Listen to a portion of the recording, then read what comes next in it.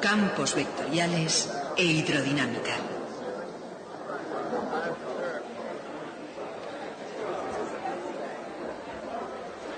Cuando Isaac Newton formuló la ley de la gravedad, postuló la existencia de fuerzas que actúan a distancia. El Sol podía ejercer una fuerza directamente sobre la Tierra, aun estando separados por una enorme distancia y sin nada entre ambos. Y esa fue una idea que no satisfizo absolutamente a nadie. Incluso al más ferviente admirador de Isaac Newton, que era el propio Newton, le resultaba molesta. Después, en el siglo XIX, Michael Faraday imaginó sus líneas de fuerza. En la siguiente generación, Maxwell transformó esa idea en la de campo de fuerza y todo el mundo contento. A primera vista, es difícil de ver qué es lo que había cambiado. Las masas y las cargas seguían ejerciendo fuerzas entre sí, las mismas fuerzas, sin nada entre ellas. Y sin embargo, la idea del campo de fuerzas parecía hacer que todo fuera diferente en el mundo. ¿Por qué? La respuesta es porque el campo tenía una realidad objetiva, tenía propiedades que se podían predecir, calcular, manipular, imaginar. El campo existía y se convirtió en un tema realmente apropiado para la investigación científica. Por ejemplo, sabemos que si el campo sufre una perturbación, ésta se propaga a la velocidad de la luz. La velocidad era inherente a las propias leyes de la fuerza. Retrospectivamente sabemos que ese fue el primer gran triunfo de la teoría de campos. Y así iremos estudiando las propiedades de esos campos. Pero el estudio de las propiedades de los campos no comenzó con la electricidad y el magnetismo. Empezó enteramente en otra ciencia, la ciencia de la hidrodinámica, la de la corriente de agua. Hoy vamos a estudiar las propiedades de todos esos campos, los campos eléctricos, los campos magnéticos y los campos de la corriente de agua.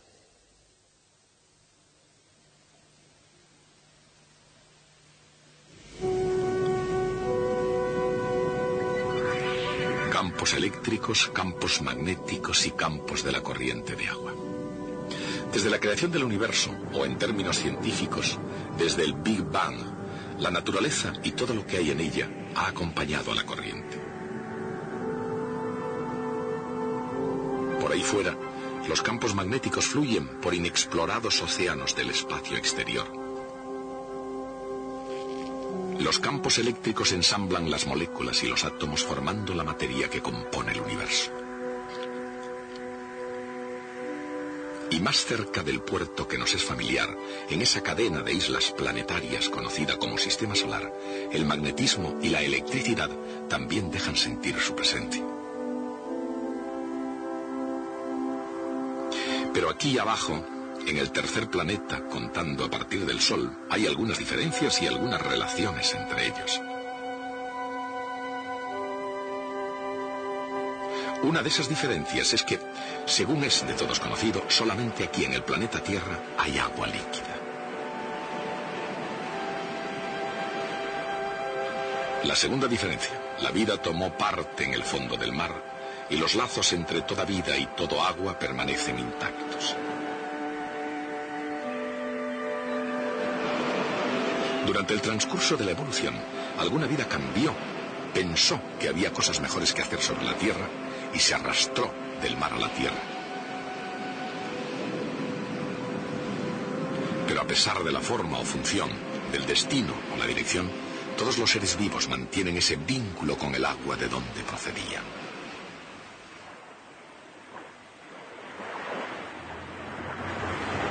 Quizá por eso, cuando una forma de vida llamada Homo sapiens llegó a la contemplación de los misterios de la electricidad y el magnetismo, se volvió hacia el campo de la corriente de agua en busca de inspiración.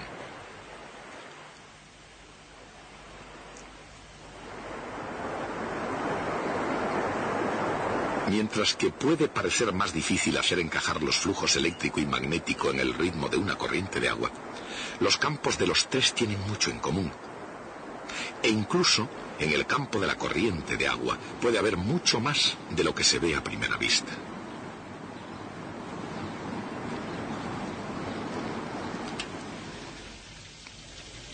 La aparente calma de este recipiente de agua, por ejemplo, pronto se verá afectada por un creciente remolino. Un poco de tinta añadida al agua permite ver la estructura en remolinos de la corriente alrededor del vórtice.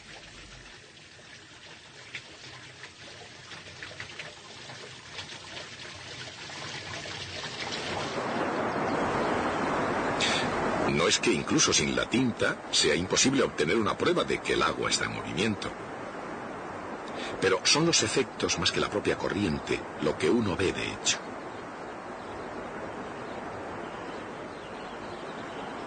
En el curso natural de los acontecimientos, las burbujas de aire, las hojas y las ramas pequeñas y sobre todo la forma agitada de la superficie revelan el movimiento del agua. Pero si miramos nuestro asunto con más profundidad, emerge algo muy interesante. Puede parecer un pequeño punto al principio, pero cuando se llega a los campos de agua e igualmente de electricidad y de magnetismo, resulta ser la pura verdad.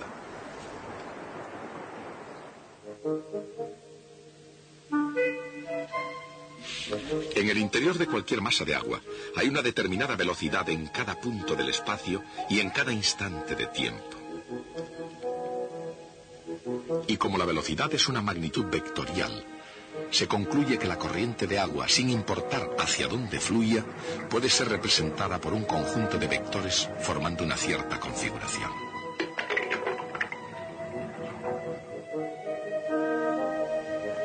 Exactamente de la misma forma, las fuerzas eléctricas sobre una carga de prueba se pueden representar mediante otra configuración de vectores en el espacio. Y también el conjunto de las direcciones que toma una aguja imantada en cada punto del espacio.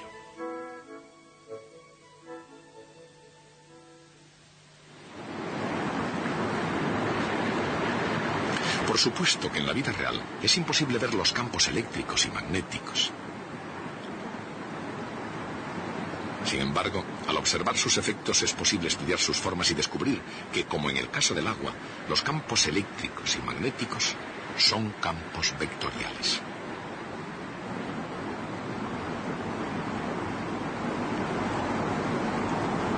Lo cual quiere decir que los tres son configuraciones de vectores en el espacio y que los tres se pueden describir con el bello flujo de las matemáticas.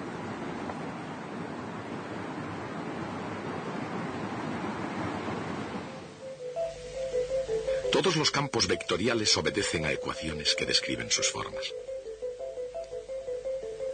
El flujo eléctrico a través de cualquier superficie cerrada es proporcional a la carga eléctrica neta en su interior. Pero el flujo magnético a través de cualquier superficie cerrada es siempre igual a cero.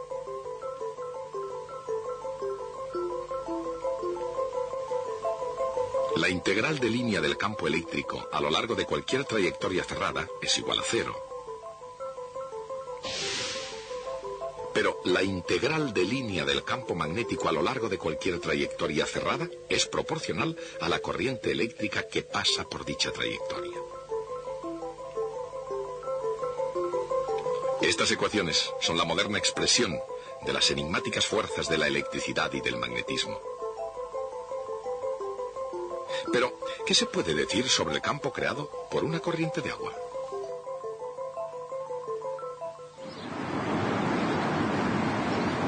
Consideremos, por ejemplo, este veloz arroyo de montaña. La corriente es rápida, incluso turbulenta en algunos sitios. Pero a pesar de todo el ruido y la furia, este es un modesto arroyo dentro del gran sistema de las cosas, un pequeño afluente de la gran red de ríos y saltos de agua de la Tierra.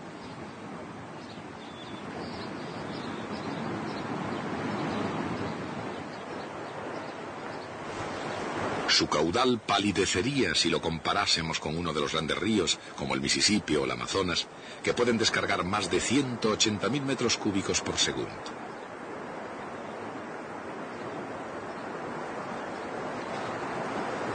Pero la longitud y el volumen del agua suministrada no son los únicos factores en la corriente del agua.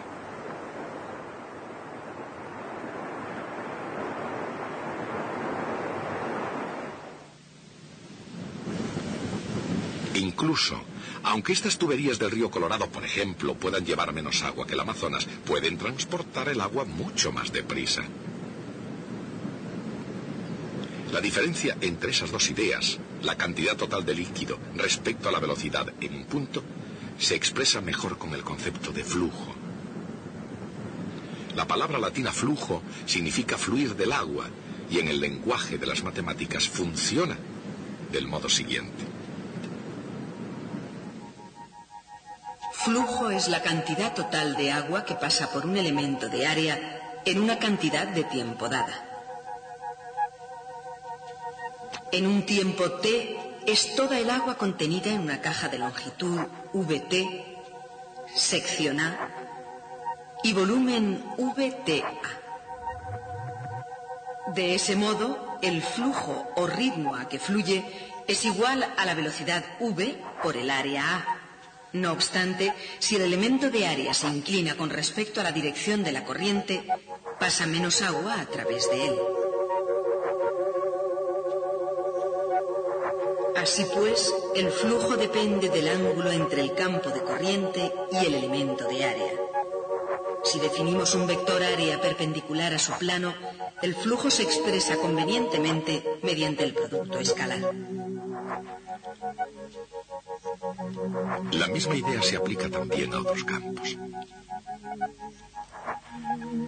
Por ejemplo, el flujo de un campo eléctrico se halla sumando o integrando el producto escalar del campo por el área a través de la que pasa.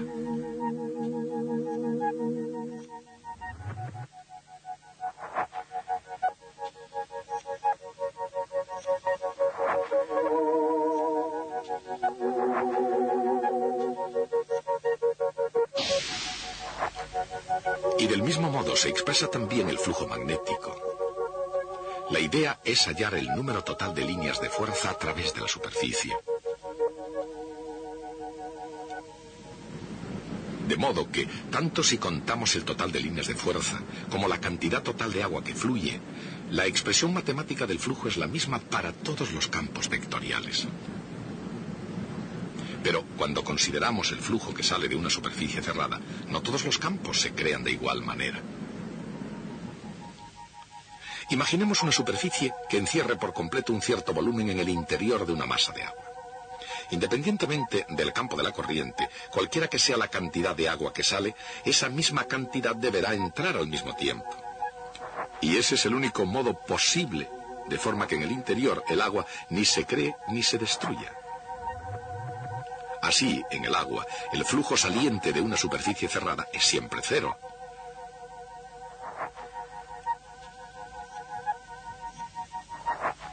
Y lo mismo sucede en el campo del magnetismo.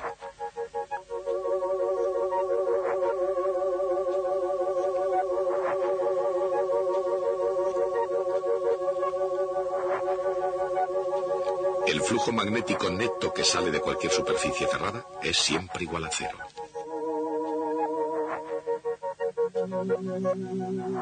Pero el flujo eléctrico es diferente del flujo del agua y del flujo del magnetismo.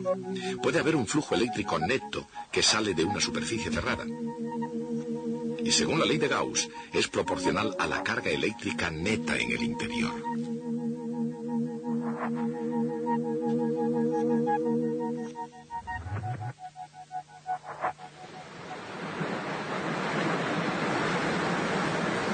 El flujo que sale de una superficie cerrada expresa una diferencia esencial entre los campos vectoriales.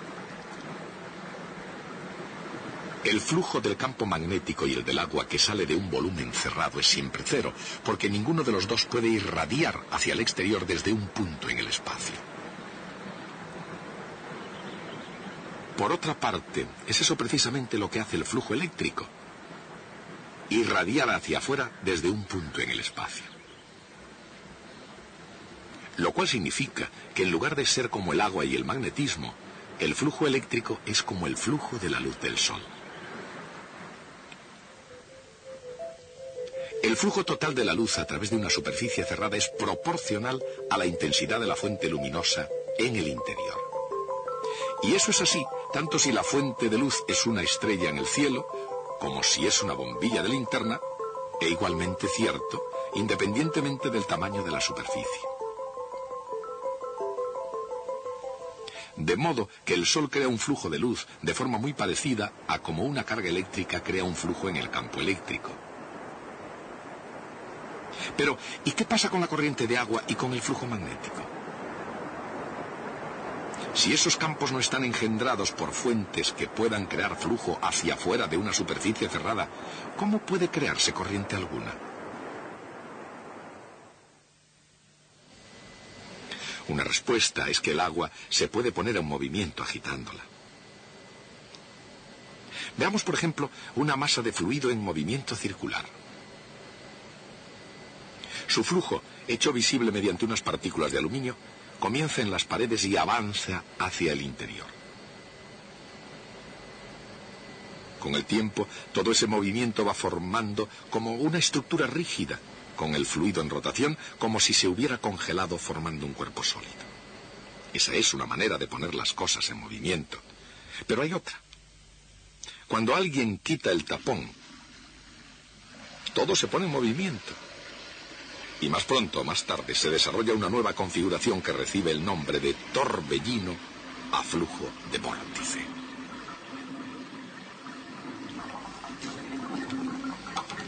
Es una clase de movimiento muy estable y una vez comenzado casi imposible de parar. Este mismo principio opera en el suave torbellino de una bañera familiar y en la destrucción causada por un enorme huracán. Y ocurre porque incluso antes de que comience la tormenta, la masa de aire tiene una clase especial de movimiento llamada circulación. Y en el caso de una bañera, o en el de un huracán, de un incendio en el bosque, o de un tornado en un valle, la circulación lleva a un vórtice. Cuando primeramente se quita el tapón, el agua más próxima al centro de la bañera, donde el movimiento interno es menor, fluye directamente hacia abajo, siendo reemplazada por agua situada más lejos.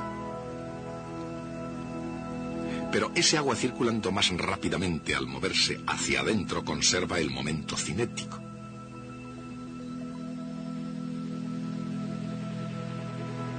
La masa, multiplicada por la distancia al centro y por la velocidad, se conserva para cada partícula de agua.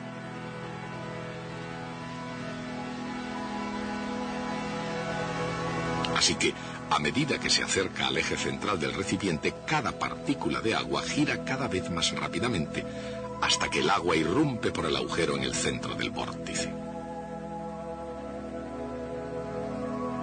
Como cada partícula de agua conserva el momento cinético cuando gira hacia adentro, hacia el vórtice, la configuración básica es un conjunto de circunferencias de velocidad constante proporcional a 1 partido por r, siendo r la distancia al centro del vórtice o sumidero en la corriente de líquido. El momento cinético explica la notable estabilidad en el movimiento de vórtice y el campo vectorial tiene la misma forma que el campo magnético creado por un hilo conductor.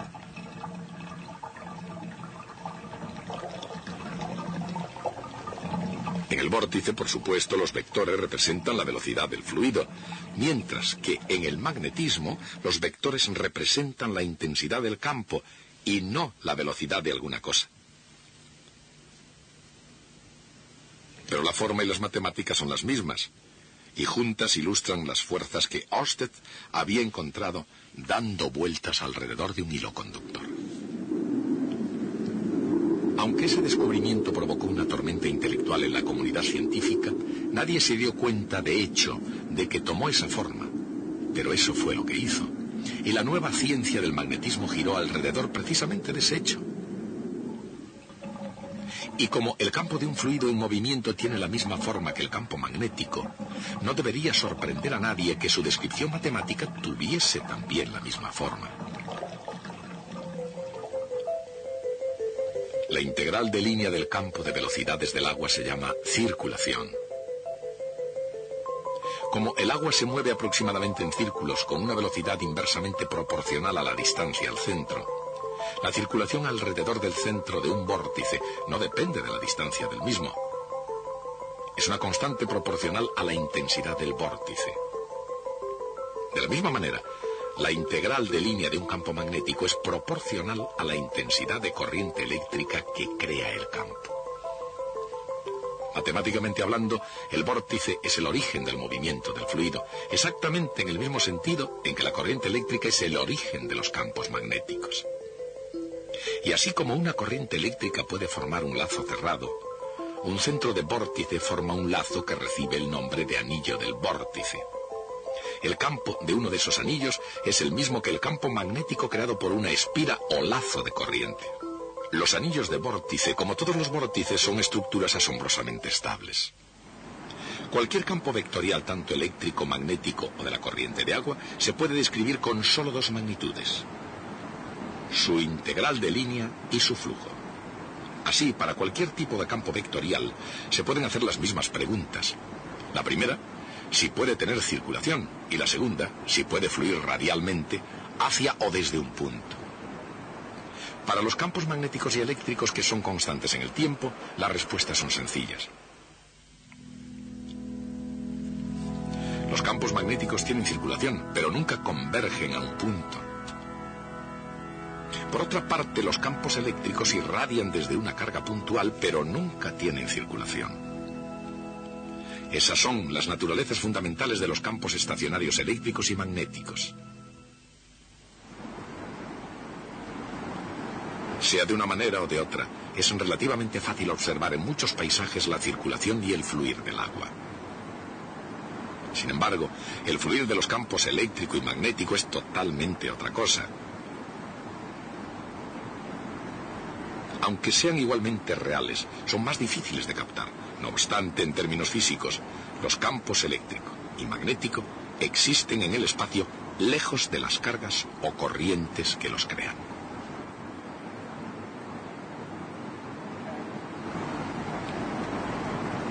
Y los tres campos vectoriales tienen algo más que la misma forma y figura. Tienen también energía.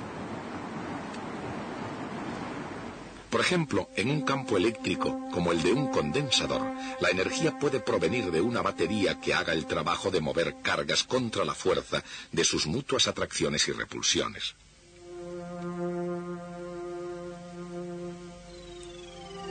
En un campo magnético como el de un solenoide, la energía también puede ser producida por una batería que hace que la corriente cree el campo magnético.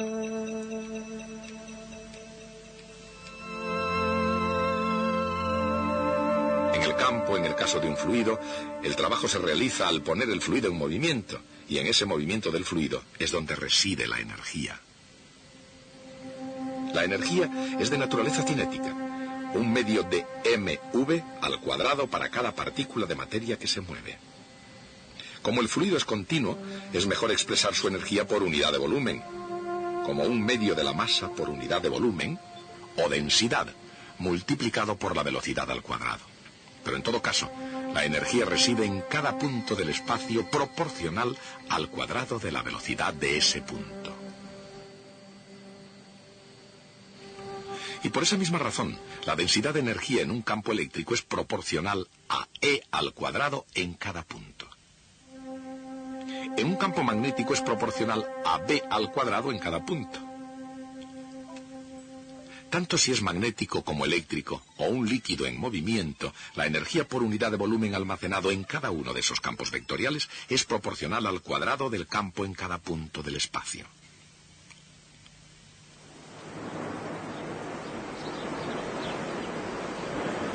Así que, tanto si se trata de flujo, energía o circulación, algunos principios importantes del mundo físico se pueden ver en funcionamiento en uno de sus más primitivos entornos, en un río que fluye libremente.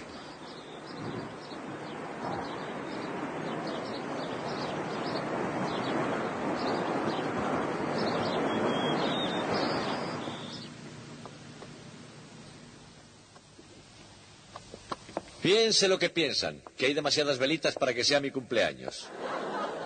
Pero ahora voy a apagar algunas de ellas, y lo voy a hacer de una forma difícil. Las apagaré utilizando anillos de vórtice, en todo el camino desde allí.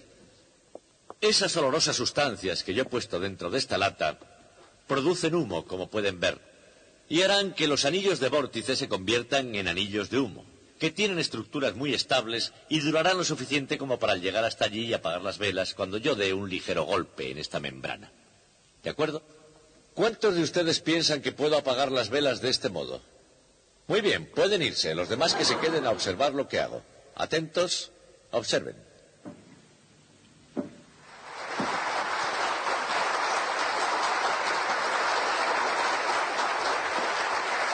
Cuando se hizo esta demostración por primera vez, en el siglo XIX, causó tal impresión que durante medio siglo algunas de las más claras cabezas de Europa pensaron que los átomos eran anillos de vórtice en el éter. Pero ya llegaremos a esa historia más adelante.